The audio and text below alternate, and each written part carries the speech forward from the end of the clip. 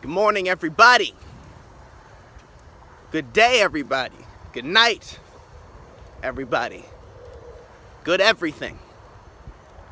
For me this morning, I was walking and I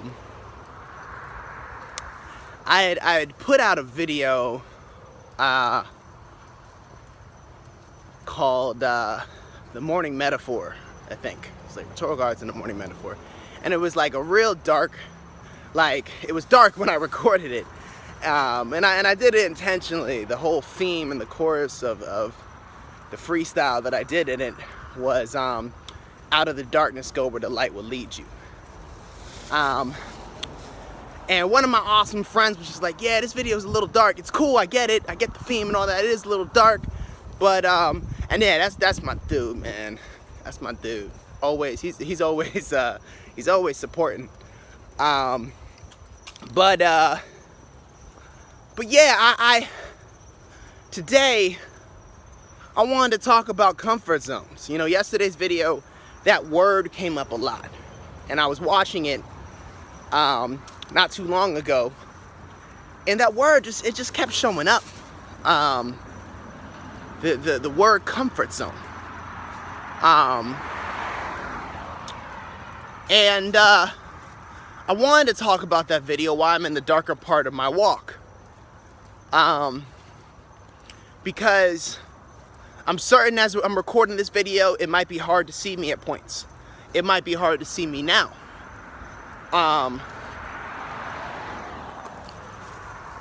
But I wanted to take this time to talk about comfort zones. And I also want to talk about accountability a little bit as well.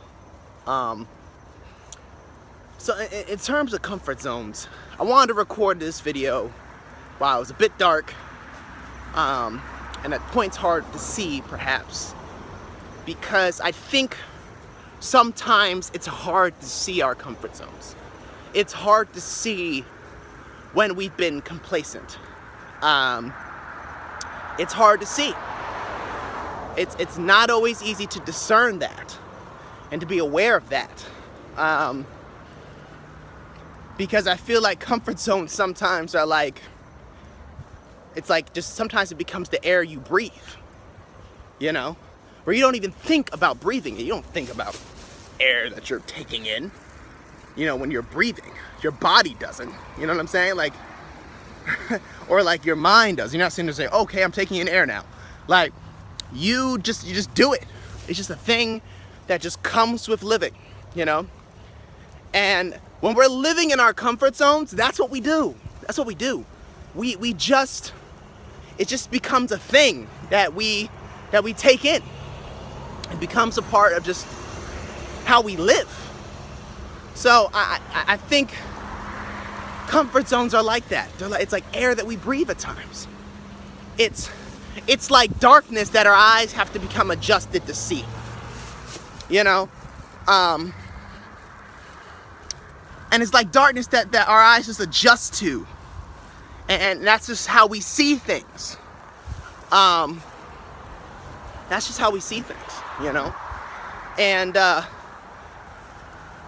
think particularly for people who have stepped out of their comfort zone and have taken some risks and things haven't worked out, our eyes quickly begin to, I think at times we can, begin to readjust to those comfort zones. We kind of slink back into those dark spaces that we know.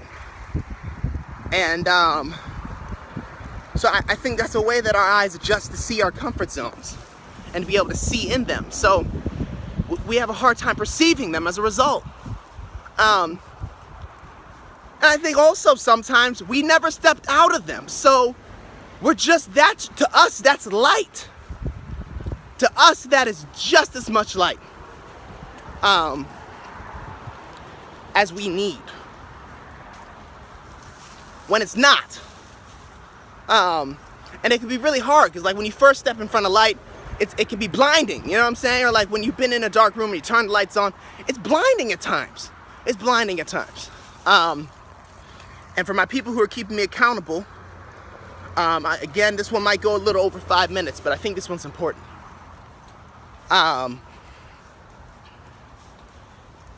You know, I understand comfort zones. And right now it just got a little bit darker. This is what my comfort zone felt like. This right here. It was dark. It was dark. And I didn't fully understand just how dark it was.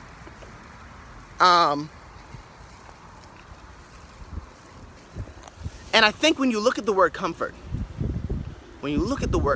there's the word fort. And a fort, one of the purposes that forts serve, at least back in the day, is, you know, a fort is a base for protection. It keeps you protected, you know.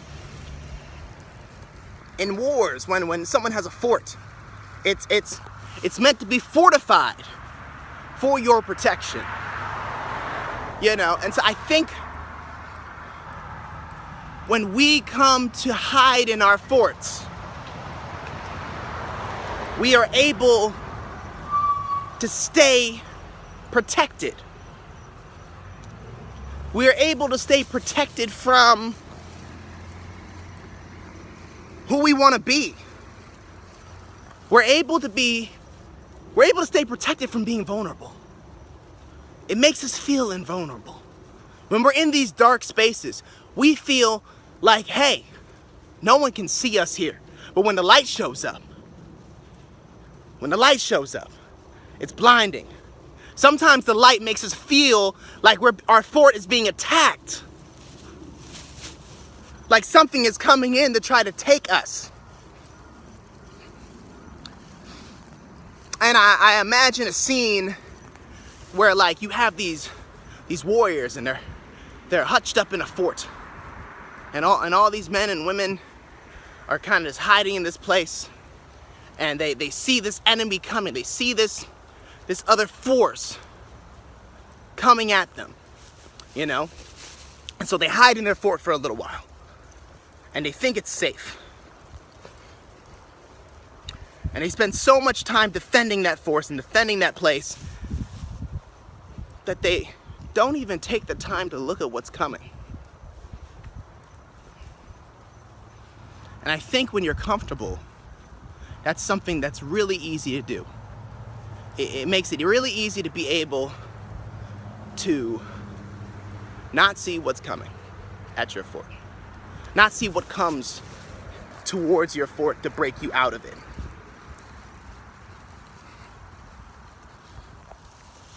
No, we perceive those moments as attack.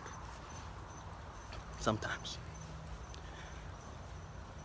I spent a long time in my comfort zone. And opportunities came to my fort. I didn't take them. I didn't take them in. And I spent a long time doing that. Just a freaking long time. But you know,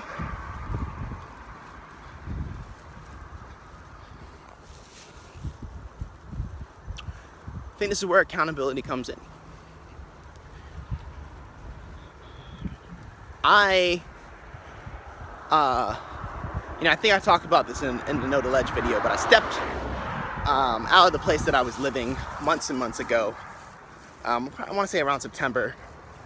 I moved back to Florida, and I spent about 3 months traveling, and just all over the place. Australia, Madrid. Stopped, had some pit stops at a couple places for a little bit, and just trying to figure out where do I go from where I was. And I took that travel time, and I got back to Florida, and I had nowhere. I didn't really know where to start. I didn't really know how to start. So I kind of just stayed comfortable for a little bit. Maybe for about a month. I just stayed comfortable. I stayed in the rhythms that, frankly, I was in the other place that I was at before moving back. Stayed eating the same food, comfort food. Stayed doing the same things. And it's funny that I'm crossing the street right now, and I often felt like during that month I would kind of look across from where I was, and there's this other path, to take, and but it was discomfortable. It was uncomfortable. It was uncomfortable to take it. It was uncomfortable to deprive myself from the things I'd surrounded myself with for forever, But what it took for me to step outside of my comfort zone is accountability. And I needed accountability. And, when you look at accountability in that word, it's being able to account. And there's a couple different understandings of accountability. There's account as in accounting for your whereabouts, like where were you, where have you been. There's account as in a mental record. There is account as in a bank, and there's account as in a narrative, as telling a story of an experience. And so I'm partly putting this out right now so that I can be accountable to my experiences. So I could also be accountable to, out of those experiences, where I go.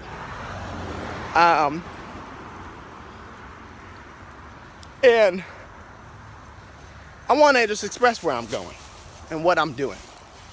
And when I was in high school,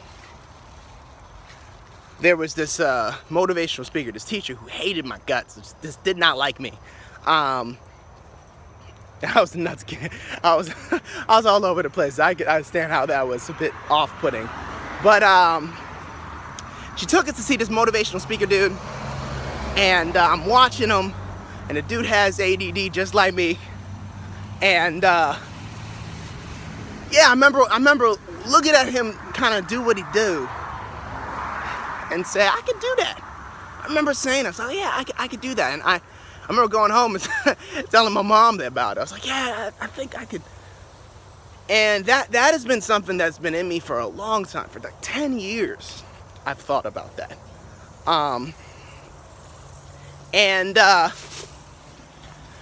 kind of used that speaking, and I kind of shoved it into different art forms for a while. I shoved it into my poetry. I shoved it into my rapping. And and maybe shove isn't the right word, but that's just where I put that. And when I was my sophomore year of college, I was in school getting a bachelor's, and I ended up getting a bachelor's in communication studies. And this idea of rhetoric hit me, and it hit me hard. And there's this dude, Francis Bacon, from back in ancient times, and he had a definition of rhetoric. We see rhetoric as a bad thing, but he had a definition, and he defined rhetoric as the art of applying imagination to reason for the moving of the mind. And that stuck with me. And I was like, this again, it was like one of those, like, this is what I do, this is what I want to do. And that's when I became Rhetorical Artz, and came up with that name. And so I've been on a journey of discovering how to be that person. And one day I was talking to somebody who was a artist himself, does a lot of photography and film now, Randall. Talking to my friend Randall, and I think I'd asked him if he was doing any poetry or rapping at all, and he said something, and again it struck me. He was like, yeah, I realized at some point that I could do poetry, I could do, I could rap, but I could also just straight up speak. And I think that I'm able to get my message across and express myself creatively just as well speaking as anything else. And in my mind, I heard if not better. That's what I heard in my mind. But that whole conversation stuck with me. And this is something I've always wanted to do. Just speaking. This is my rhetorical arts. This is my rhetorical art. Applying imagination to reason for the moving of the mind and through speech. And since I've done this, since I've been doing this, I've kind of been able to step back into what I've always wanted to do. I've become what I've always been to other people and through my art forms, just through my everyday. And what I'm looking to make a living doing, what I'm looking to pursue in my life is I want to live my life as a creative mindset coach and speaker. And because I believe that is something I can bring to the world. That is, talking about the gift versus presence. That is my gift. And I believe I could bring that gift in an abundance, regardless of whether it's reciprocated or not. And this is my gift. So I'm here to share it. And I wanted to share that whole journey and that whole story. And it took a while to get to this point of being able to start doing this. I had to get healthier, had to get organized, I had to shed some things.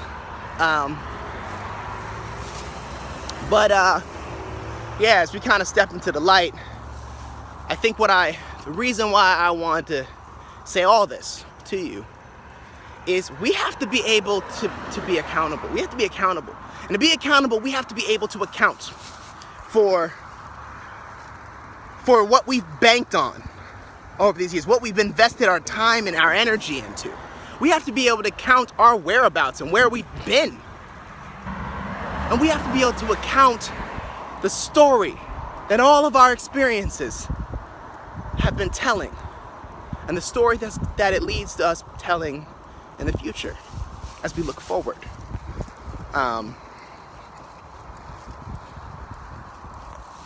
Back in ancient days, royalty and kings and queens and folks like that would have scribes and who would write things down and write down the accounts of their great battles. And part of that was to be able to account for them. And I know people who are watching, like me, have had some real battles that they've had to face to get to where they are. And some real battles to face to get to where they're going.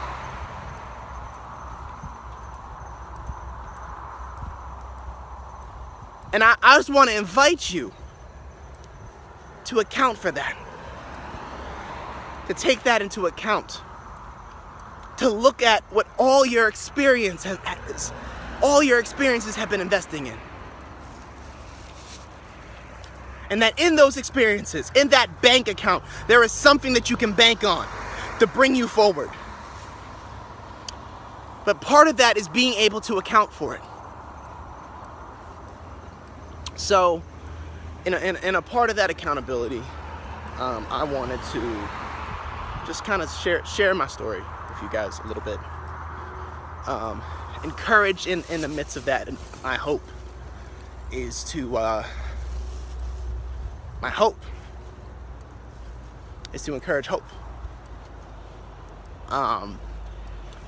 To encourage that you step outside of your comfort zones.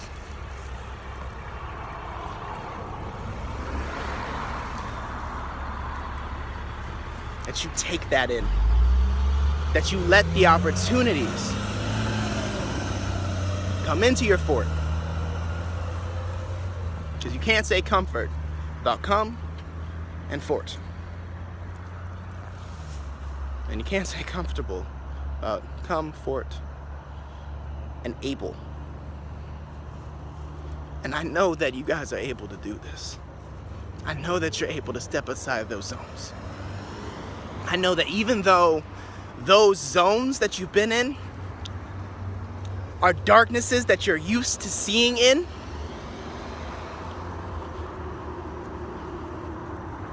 that if you don't step out of them, you'll never be able to fully see yourself. Just like in this video, and there were parts in this video probably where you had a hard time seeing me. There are parts of you that you're having a hard time seeing too, if you're in a comfort zone. Step outside of your comfort zones. Step outside of the fort. And take in and begin what you've always wanted to do, but that maybe you've been afraid to. This is Rhetorical Artz, and tomorrow is Spell It Out. So tune in to another episode of that. I'll see you guys tomorrow.